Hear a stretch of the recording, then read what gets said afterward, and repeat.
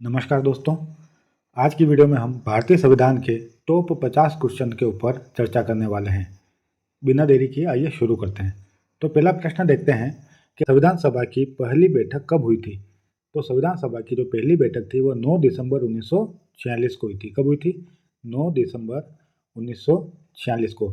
जबकि इसकी दूसरी बैठक हुई थी 11 दिसंबर को और तीसरी बैठक हुई थी 13 दिसंबर 1946 को, जब जवाहरलाल नेहरू के द्वारा उद्देश्य प्रस्ताव को प्रस्तुत किया गया था। दूसरा प्रश्न देखते हैं, आंध्र प्रदेश राज्य का गठन किस वर्ष किया गया था?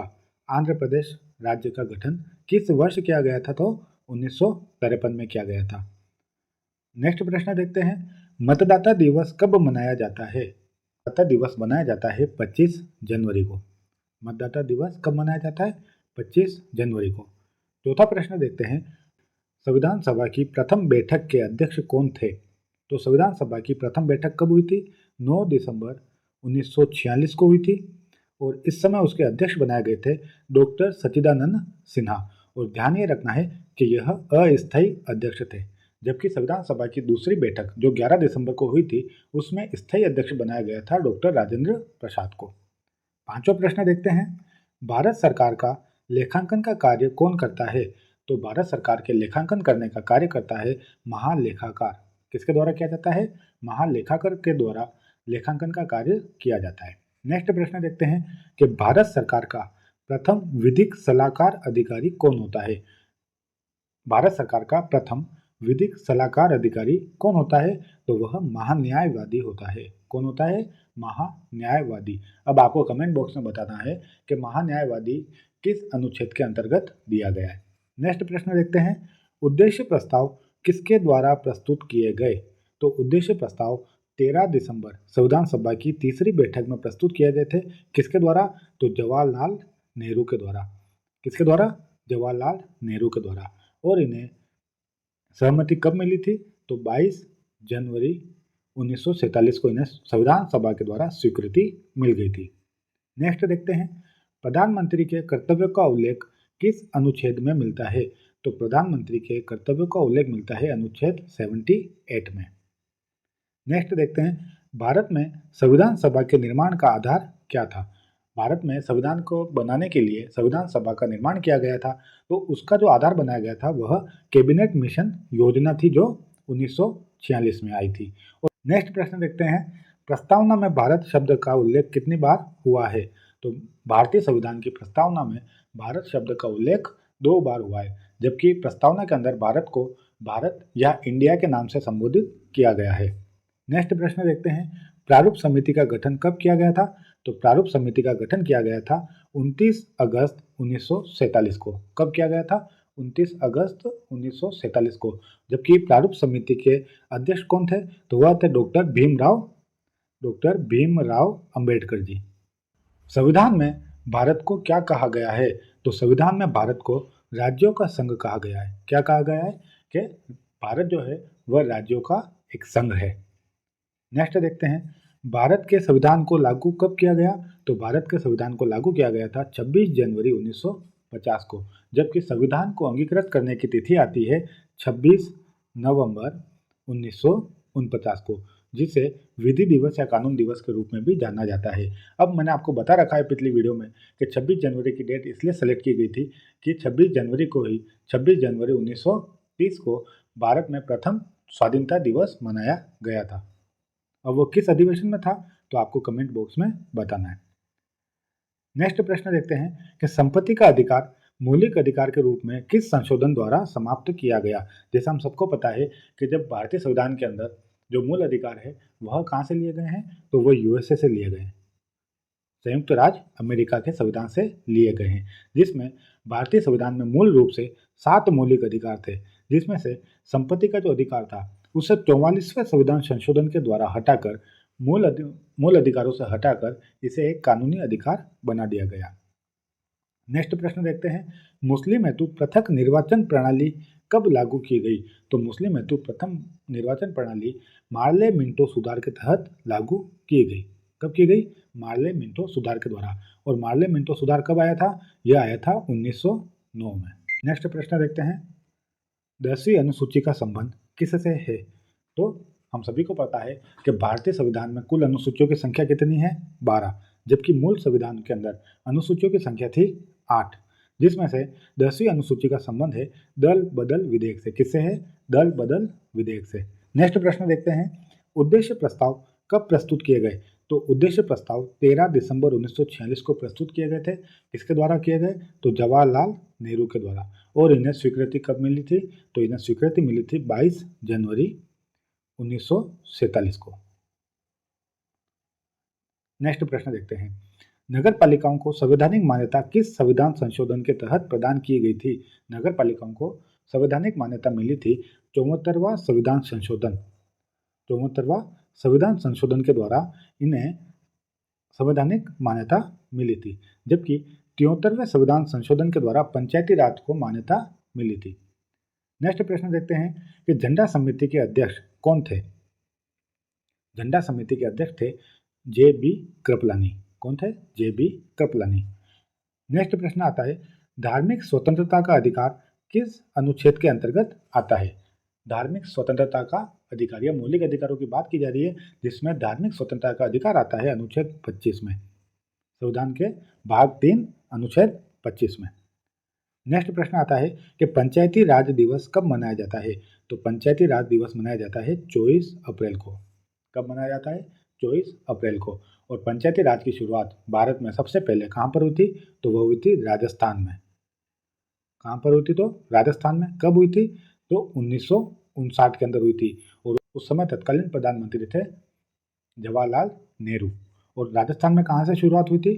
तो बगदरी गांव नागौर से हुई थी। और इसी के बाद आंध्र प्रदेश में, राजस्थान के बाद आंध्र प्रदेश से पंचायती राज की शुरुआत हुई थी। 22वां प्रश्न देखते हैं कि भारत के संविधान को अंगीकृत कब किया गया था? तो भारत के संविधान को 26 नवंबर 1949 को अंगीकृत किया गया था। 23वां प्रश्न आता है कि देश के एकमात्र निर्विरोध राष्ट्रपति कौन चुने गए थे? ऐसे कौन से राष्ट्रपति थे जिन्हें विरोध का सामना नहीं करना पड़ा था? तो वह थे नीलम संजीव रेड्डी। नीलम संजीव रेड्डी ऐसे राष्ट्रपति थे जिन्हें निर्विरोध रूप से राष्ट्रपति के पद पर नियुक्त किया गया था या चुना गया था। 24वां प्रश्न देखते हैं कि प्रारूप समिति को कब पारित किया गया था? प्रारूप समिति, जिसके अध्यक्ष थे डॉक्टर भीमराव अंबेडकर, इसको पारित करने की तारीख है 23 फरवरी 1948 को। आज आपको ज़्यादा डिटेल में नहीं बता रहा हूँ क्योंकि हम पिछली वीडियो में बात कर चुके हैं। नेक्स्ट देखते हैं कि 25वां प्रश्न है कि पॉकेट विट्टो या जेबी विट्टो का इस्तेमाल किस राष्ट्रपति के द्वारा किया गया? तो जेबी विट्टो का इस्तेमाल किया गया था ज्ञानी जेल सिंह जी के द्वारा। और इन्होंने जो डाक विभाग का विधेयक था उसे जेबी विट्टो किया था। नेक्स्ट प्रश्न देखते हैं, उद्देश्य प्रस्ताव कब पारित किए गए थे? तो हम पढ़ के आ चुके हैं कि 22 जनवरी 1947 को उद्देश्य प्रस्तावों को पास किया गया था। और यही उद्देश्य प्रस्ताव हैं जो आगे जाकर भारत की प्रस्तावना में शामिल हुए थे। नेक्स्ट प्रश्न देखते हैं कि भारत में जनहित याचिकावाद पब्लिक इंटरेस्ट लेजिस्लेशन यानी PIL का जनक किसे कहा जाता है? तो PN भगवती को कहा जाता है। किसे कहा जाता है? PN भगवती को। नेक्स्ट प्रश्न देखते हैं, संविधान सभा के स्थायी अध्यक्ष कौन और कब बने थे? तो संविधान सभा के स्थायी अध्यक्ष बने थे डॉक्टर राजेंद्र प्रसाद। और ये संविधान सभा की कौन सी बैठक थी? तो ये दूसरी बैठक थी जो कब हुई थी? 11 दिसंबर 1946 को। नेक्स्ट प्रश्न देखते हैं, संयुक्त उच्च न्यायालय की स्थापना किसके द्वारा की जाती है? तो संयुक्त उच्च न्यायालय, जिसका मतलब हुआ 2 या 2 से अधिक राज्यों के लिए एक हाईकोर्ट, तो इसकी स्थापना की जाती है संसद के द्वारा, भारत के संसद के द्वारा। नेक्स्ट प्रश्न आया है, प्रारूप समिति के अध्यक्ष कौन थे? तो वह थे डॉक्टर भीमराव अंबेडकर। नेक्स्ट प्रश्न देखते हैं, संविधान सभा के उपाध्यक्ष कौन थे? तो संविधान सभा के उपाध्यक्ष थे H.C. मुखर्जी। कौन थे? H.C. मुखर्जी। 32वां प्रश्न देखते हैं, कैबिनेट मिशन में संविधान सभा के सदस्यों की संख्या कितनी निर्धारित की गई थी? तो कैबिनेट मिशन में संविधान सभा के सदस्यों की संख्या निर्धारित थी 389, जिसमें अलग अलग राज्यों के प्रतिनिधि, ब्रिटिश सरकार के प्रतिनिधि और जो उनके केंद्र शासित प्रदेश थे तो वहां से भी प्रतिनिधि शामिल हुए थे। नेक्स्ट प्रश्न देखते हैं, संविधान संशोधन की प्रक्रिया कहाँ से ली गई? हमारे जो संविधान है, संविधान के अंदर संविधान को संशोधन करने की जो शक्ति है, जो प्रक्रिया है, वह कहाँ से ली गई थी? तो वह ली गई थी दक्षिण अफ्रीका के संविधान से। और संविधान संशोधन के लिए कौन सा अनुच्छेद है? तो संविधान संशोधन के लिए अनुच्छेद 368 है, अनुच्छेद 368।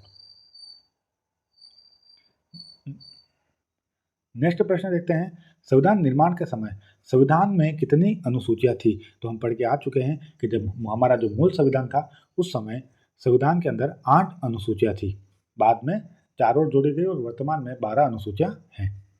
35वां प्रश्न देखते हैं, 42वें संविधान संशोधन के द्वारा प्रस्तावना में कितने शब्द जोड़े गए? 42वां संविधान संशोधन जो कब हुआ था? 1976 में। और इस संविधान संशोधन को मिनी संविधान भी कहा जाता है और इसमें 3 शब्द जोड़े गए थे, एक था समाजवादी, धर्मनिरपेक्ष और अखंडता।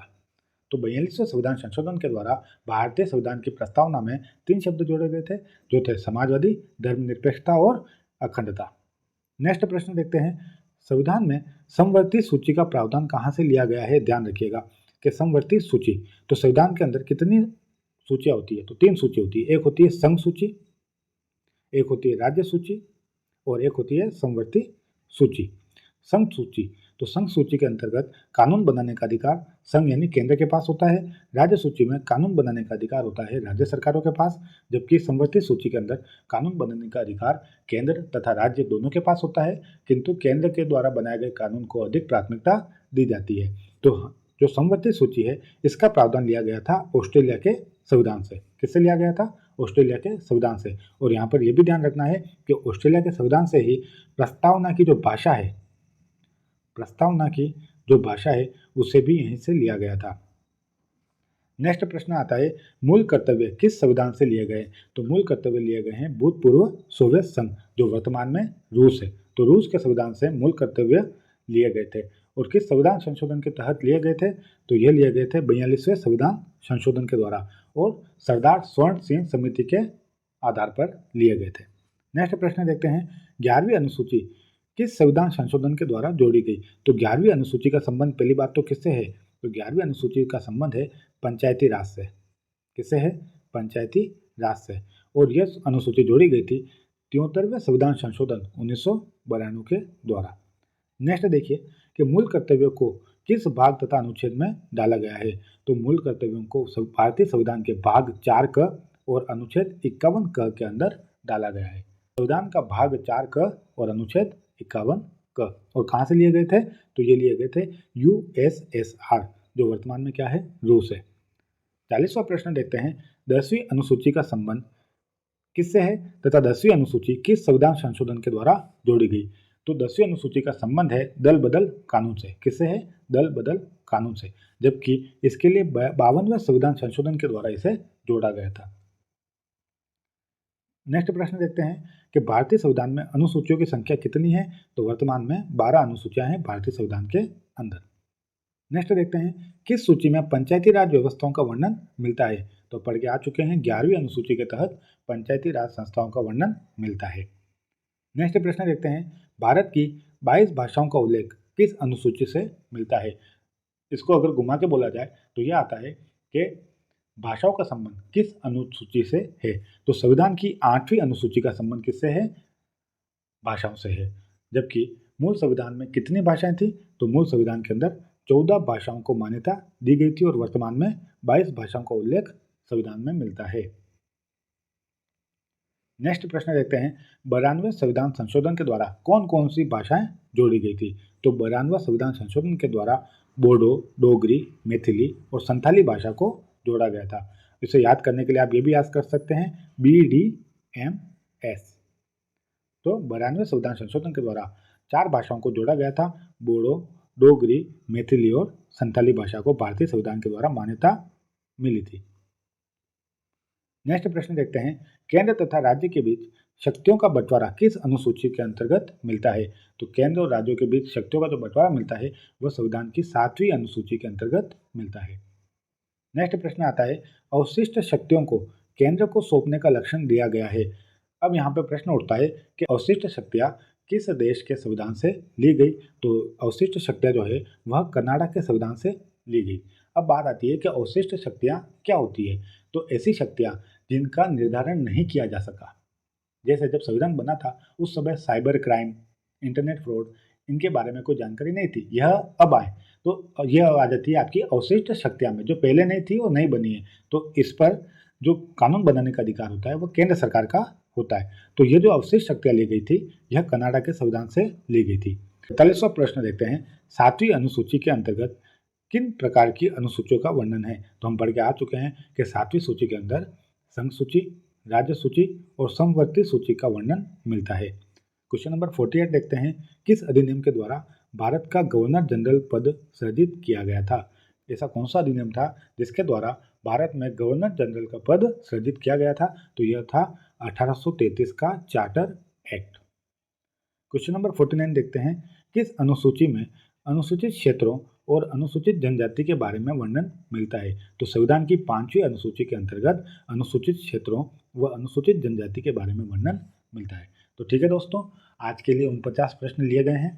अब आगे के जो आपके 50 प्रश्न हैं वह हम कल की क्लास में करेंगे। आपको प्रश्न कैसे लगे आप कमेंट बॉक्स में ज़रूर बताइएगा। ओके, धन्यवाद।